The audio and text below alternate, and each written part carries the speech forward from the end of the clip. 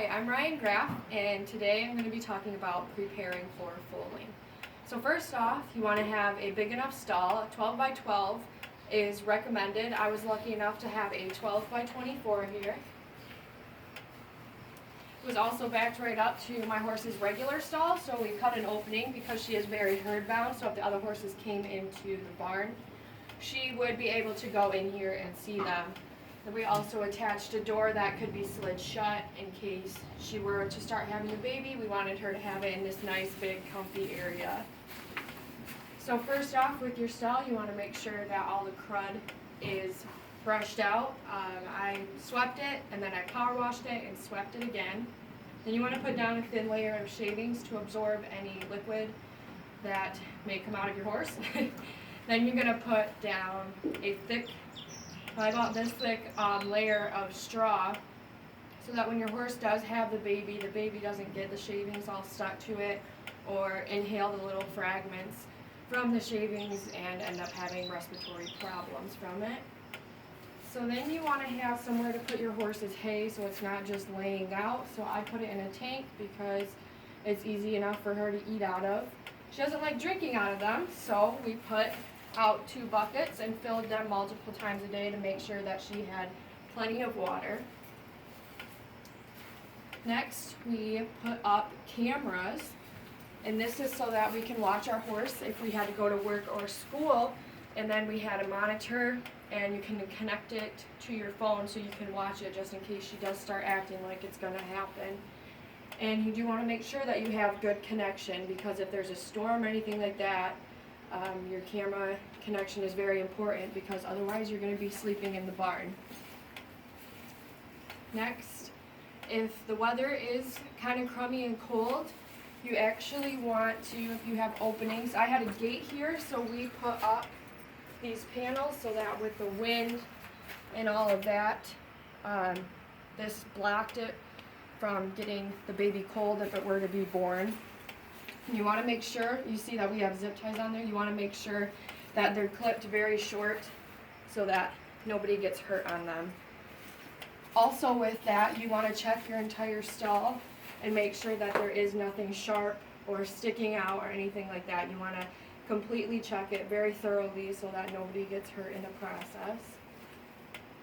Next I'm going to talk about here is what happens when you're getting very, very close.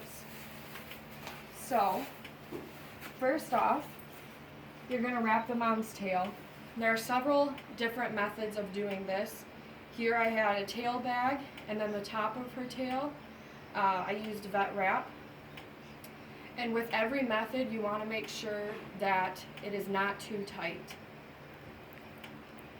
And you want to make sure that it's not tight so that it doesn't cut off the circulation, much like when you're braiding. And you want to put this stuff on because you don't want there to be a mess when the baby's coming out. You want to have a nice clean birth.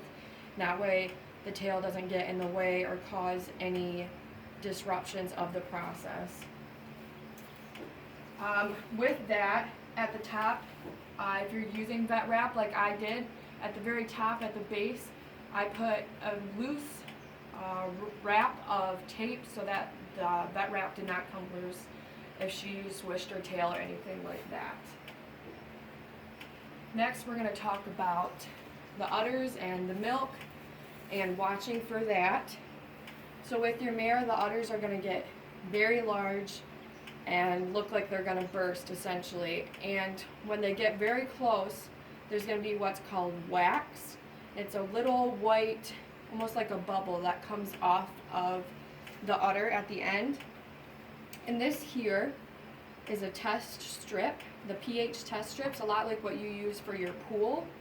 If you do that, it allows for you to check the pH of your mare, and this tells you when you're getting really close to having the foal. So here I actually have the one from my mare and when she was foaling, so I can show you here. When it gets really low, you see here it drops all the way, and you have the color scale for you. It drops all the way down to 6 or lower. Within 12 hours is when the foal is going to come. So you need to be checking your mare essentially every half hour, and then from there it's going to go down to every 15 minutes or so. Gestation is typically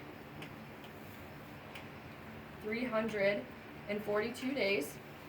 You're going to want to check very closely, like I said, that hour to a half hour, and the increments will go down. You'll want to start checking at about day 230 is when you'll really want to start checking that. Correction on that, I said 230, I meant to say 330, day 330.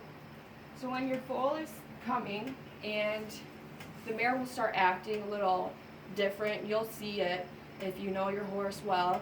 My horse, they stop eating a lot, like they don't really care for food. My horse started pacing back and forth, and then her water broke. So this here, once your foal stands up, and your mare has it, and the foal stands up, and their umbilical cord breaks off, you're going to want to dip the umbilical cord, the end here, to help dry it out and close it up so you don't get any infection. This is called chlorhexidine solution. And this is a little cup that we put it in, and you just dip it on there. You'll do it. This mixture is 1-to-1, so that means half of it is chlorhexidine, half of it is water. You'll just dip this you'll dunk the umbilical cord right in there, and they suggest doing it about 2 to 3 times a day for the first couple of days, so that it really helps just dry it up and allow it to fall off without any issues with that. So when your baby comes out, it's going to be wet from the amniotic fluid, so you should have a towel handy if it is cold out, because then you can dry it off really quick and help it to start warming up and get its body motions going, and so that it can stand up and be ready for life. This is called Fleet's enema. This is if your foal is having a hard time passing its first stool within the 3 hours. So what this is you stick it in its hind end, and this part goes in the hind end, and then you squeeze it all into there, and that's going to help loosen up the stool to allow the horse to go to the bathroom. Before that, you really want the foal to nurse. So within the first half hour, you want the horse standing. Within the first hour to 2 hours, you want it to nurse, and 3 hours, you want it to pass its stool. Next, if it's cold, because oftentimes babies are born anywhere between January to July, really. My foal was born in April, and we kind of had that bad weather that Michigan has. So it was cold, and we wanted to make sure that she stayed warm, so we have a little baby blanket that we just quick put on her, and then when it would warm up in the morning, we could take it off of her if it was warm enough. You want to make sure that they don't get cold, because that can cause for problems. So with my mare's foaling, we were fortunate enough to actually see the entire process. I noticed one day that she was waxing, so when my mom got home from work that day, we tested her, and it was, as you saw, at the 6, so we knew 12 hours or less that the baby was coming. So that night, we slept in the barn, and we had our monitor right next to us in case she was in here, and we could hear her and see her. And she did start acting weird. She did stop eating, and she was pacing back and forth, and finally her water did break. She had it right in here. It was beautiful.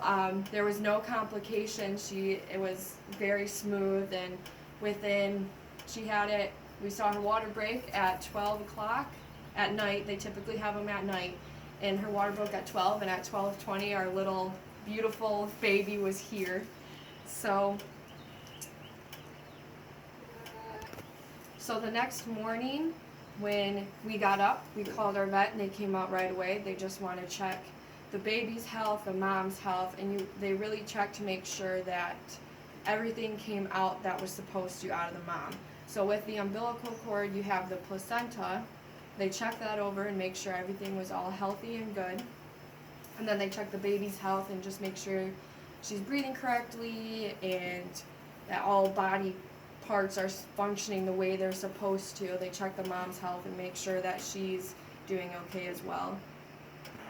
All right, so my baby was born on 4/20 of 18, and the date today is 6/16 of 18. This here is the mom 7, and as you can see, she's poking out here. This is Kimber, and maybe get her to come out. She's a little weary of it yet, but we've been working with her. And I'm so proud. She was a great mom. She did an awesome job.